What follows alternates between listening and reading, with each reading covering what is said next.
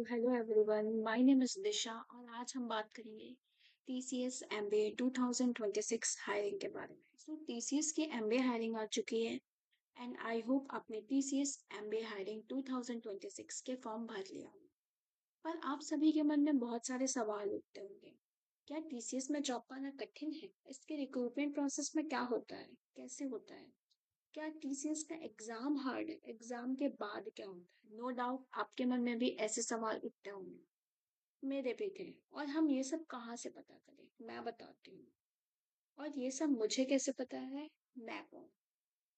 So hello guys, welcome to my YouTube channel. My name is Disha and I am a selected candidate of TCS MBA hiring 2025.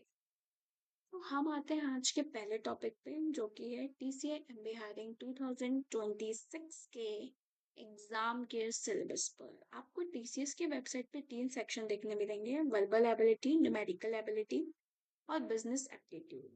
किसका कितना weightage है, कितना time मिलने वाले हैं और क्वेश्चन कितने होने वाले हैं। सो वर्बल एबिलिटी के 7 क्वेश्चन के लिए 30 मिनट्स, न्यूमेरिकल एबिलिटी के 20 क्वेश्चन के लिए भी 30 मिनट्स और बिजनेस एप्टीट्यूड के 20 मिनट को 20 क्वेश्चन को सॉल्व करने के लिए हमको 30 मिनट मिलने वाले हैं। हमको टोटल 47 क्वेश्चन मिलेंगे जो कि 90 मिनट में सॉल्व करने होंगे। पहले 30 मिनट पे वर्बल एबिलिटी के क्वेश्चन हमारे स्क्रीन पे आएंगे। आफ्टर 30 मिनट ये हमारे स्क्रीन से चले जाएंगे और न्यूमेरिकल एबिलिटी के 20 क्वेश्चन हमारे स्क्रीन पे आएंगे। आफ्टर 60 मिनट बिजनेस एप्टीट्यूड के क्वेश्चन हमारे स्क्रीन पे आएंगे। क्या नेगेटिव मार्किंग है? क्या हमारे एग्जाम में नेगेटिव मार्किंग होने वाला है? नो नेगेटिव मार्किंग, हमारे एग्जाम में कोई नेगेटिव मार्किंग होने वाली नहीं है। तो हमको इसका बहुत फायदा उठाना चाहिए और अपने 47 के 47 क्वेश्चन मार्क करके आने चाहिए, क्योंकि हमारे पास कोई नेगेटिव मार्किंग नहीं है। इसका हमें बेनिफिट ये होता है कि हमारे पॉजिटिव मार्किंग, जो हमने क्वेश्चन सही करे हैं, उनके हमको पूरे क्वेश्चंस मिलते हैं। नेगेटिव मार्किंग नहीं होती है, मतलब नेगेटिव क्वेश्चंस के मार्क नहीं कटते हैं। तो इसका बेनिफिट हमको उठाना चाहिए, ये हमारे लिए बहुत बेनिफिशियल है। हमको सारे क्वेश्चन सॉल्व करने चाहिए। हम बात करते हैं डिटेल सिलेबस के बारे में। तो टीसीएस के वेबसाइट से या टीसीएस के ग्रुप से हमको कोई डिटेल सिलेबस नहीं मिलती है, पर मेरे एक्सपीरियंस के हिसाब से मैं आपको कुछ टॉपिक सजेस्ट कर सकती हूँ जिसके थ्रू आपने टीसीएस के सारे टीसीएस के एग्जाम के सारे क्वेश्चन सॉल्व कर सको। तो वर्बल एबिलिटी के ये कुछ क्वेश्चंस हैं जिसके थ्रू आप वर्बल एबिलिटी के 18 to 19 question solve easily solve कर सकते हो। ये कुछ टॉपिक मैं आपको सजेस्ट करूंगी और वर्बल एबिलिटी के क्वेश्चंस आपको इजी टू मॉडरेट देखने मिलेंगे। अगला सेक्शन है हमारा न्यूमेरिकल एबिलिटी। न्यूमेरिकल एबिलिटी का ये कुछ टॉपिक मैं आपको सजेस्ट करूंगी जिसके थ्रू आप न्यूमेरिकल एबिलिटी के सारे क्वेश्चन सॉल्व कर सकते हो। दैट मीन्स पूरे 20 क्वेश्चन सॉल्व कर सकते हो। न्यूमेरिकल एबिलिटी में आपको एक चीज पे ध्यान देना पड़ेगा, जो है टाइम मैनेजमेंट। ये मैथमेटिकल बेस्ड क्वेश्चन होते हैं, जिस वेरी टाइम टेकिंग। इस पे हमारा ये बहुत टाइम कंज्यूमिंग क्वेश्चंस होने वाले हैं। तो आपको यहाँ पे ध्यान देना है टाइम मैनेजमेंट पे प्लस क्वेश्चन सॉल्विंग पे। तो मैं आपको एडवाइस करूंगी कि आप ये वाला सेक्शन अच्छे से प्रैक्टिस करके जाइए, ताकि आप एग्जाम में कम टाइम में इसको सॉल्व कर सकें। और 30 मिनट में 20 क्वेश्चन सॉल्व करने हैं। मैं आपको ये एडवाइस करूंगी कि आप एटलीस्ट इसके 15 क्वेश्चन सॉल्व करिए। इसके क्वेश्चन आपको मॉडरेट देखने मिल सकते हैं। अगला पोर्शन है बिजनेस एप्टीट्यूड।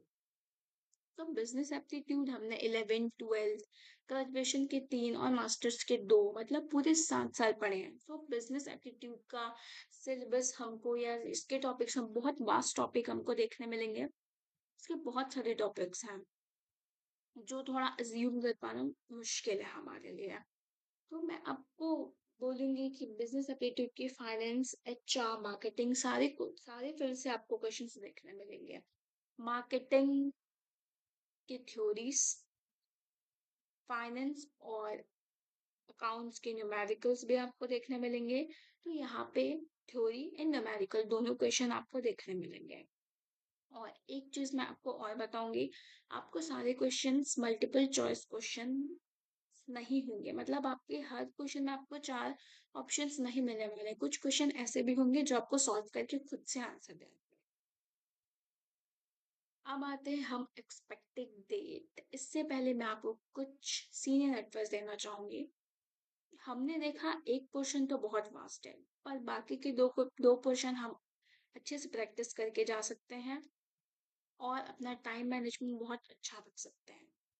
तो एक्सपेक्टेड डेट हमारे एग्जाम के लिए एक्सपेक्टेड डेट है अप्रैल 2026। मेरे एग्जाम हुए थे 6 अप्रैल 2025 को। एग्जाम से कुछ 3 से 4 दिन पहले हमको टीसीएस के ग्रुप से मेल आ जाता है, जिसमें अपने एडमिट कार्ड का लिंक मिलेगा। वहां से हम एडमिट कार्ड डाउनलोड कर लेंगे और वहां हमें अपना लोकेशन मिल जाएगा। आपको टीसीएस के ग्रुप से मेल 3 से 4 दिन पहले आ जाएगा। आपके भी एग्जाम की एक्सपेक्टेड डेट अप्रैल ही है, तो अगर हम देखें तो हमारे पास टाइम बहुत ज़्यादा नहीं बचा है, बहुत कम टाइम बचा है। और आपको मेल 3 से 4 दिन पहले ही आएगा, तो आप इतने कम टाइम में प्रिपरेशन अपनी कंप्लीट नहीं कर पाएंगे।